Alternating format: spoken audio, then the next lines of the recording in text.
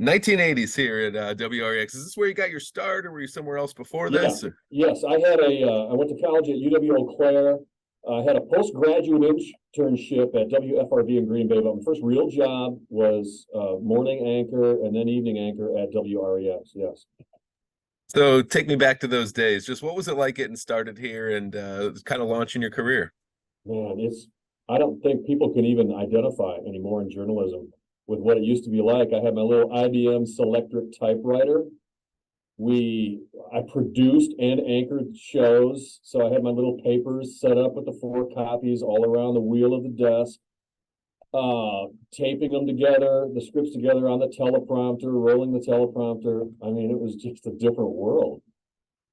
Yeah, take me through the news gathering process then. You didn't have the computers you could search and write at hand, right? No, we had Maybe one. we didn't really have morning meetings either. We had an assignment manager, Jim Laterno, I remember, and sitting over in the corner, and he had all his ideas.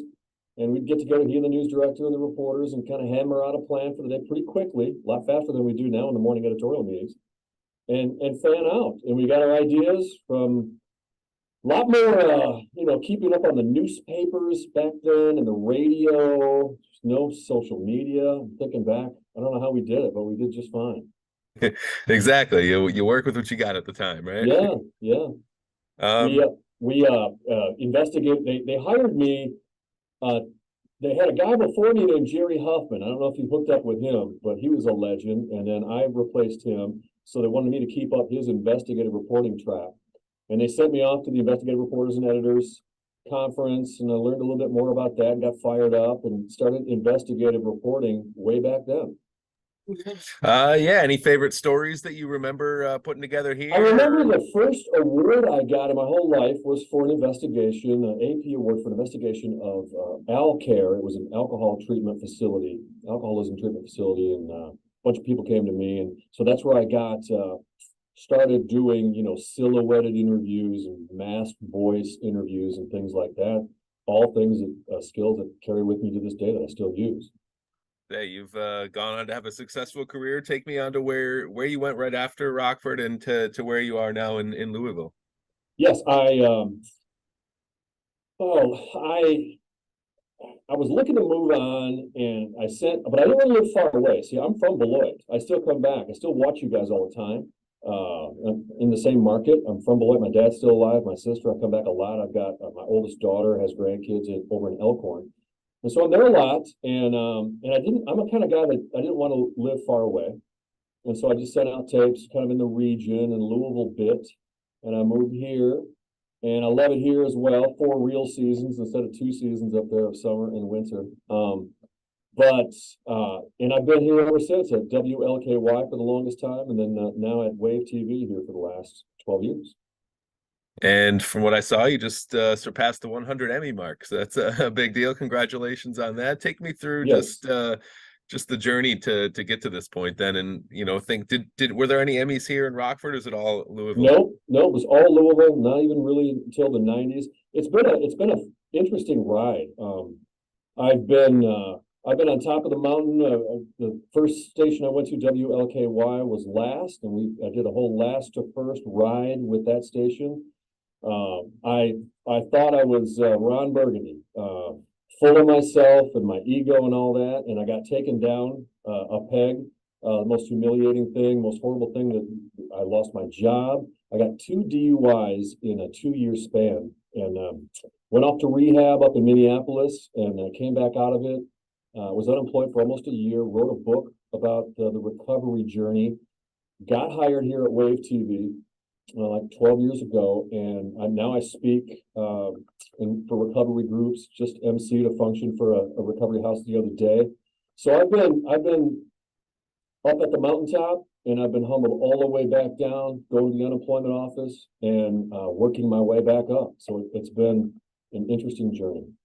Yeah, especially when you reflect on that first award you won here and the story it was on, and then just kind of the journey from there, Yeah. right?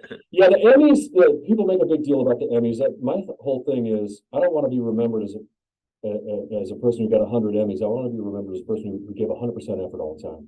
And that's what I did in Rockford, working long hours, I always want it to stand out. And I think if everybody on a staff wants to raise the bar a little bit, it raises the bar of the station. That's what happened to WREX. All the great people, I'm sure you've touched base with many of them. They've gone on to great careers. I see them all the time.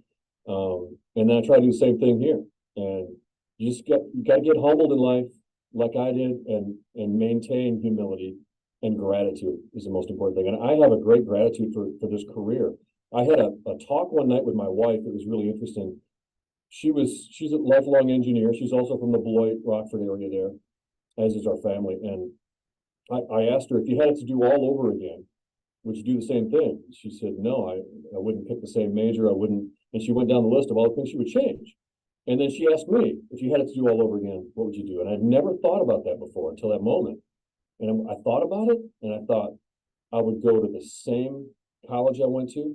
I would be a journalism major. I would work in the same places I've worked, home and here in Louisville. I wouldn't change a thing. And how many people can say that when they look back on their life? So I've been really blessed. Yeah, so this was the right path for you then. Yes. Let's see. Yeah, so just being from this area, what stands out to you just about this region in terms of just growing up, maybe watching TV here, and then how it's changed? I grew up and I watched Rockford News. Didn't have any idea that I would be a newscaster someday. I watched Bruce Richardson, I remember, on Channel 17. I watched REX in 23. And I remember when I got out of college, I remember another thing. I interviewed at one of the Rockford stations first, not REX, and they offered me $5 an hour. And I did the math on that, and I was like way below the poverty level. And I thought, what an insult. And then I interviewed for a lot of other jobs, and they were all below the poverty level too. Like, people don't realize in our business, you start out in poverty. Yeah, it takes a lot to even get to the point where you're safely paying your rent every month. Right. No, but to answer your question a little bit better, a lot of the stories we were doing back in the 80s, the Places Rated Almanac and the Places Rated companies and surveys started to come out with the best places in the country to live. And I don't know if you guys are still dealing with this in Rockford, but back then it was always, we were doing stories on Rockford ranked near the bottom again, Rockford ranked near the bottom again. We could never figure that out because I loved Rockford, and Beloit took the same rap.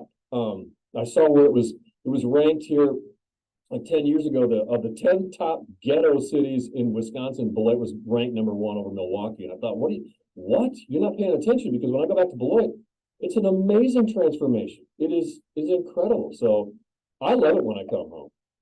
Yeah, say especially this last 10 years in Beloit, it's really built up downtown, and the new stadium there. Have you been there? I have, thanks to the Hendricks family.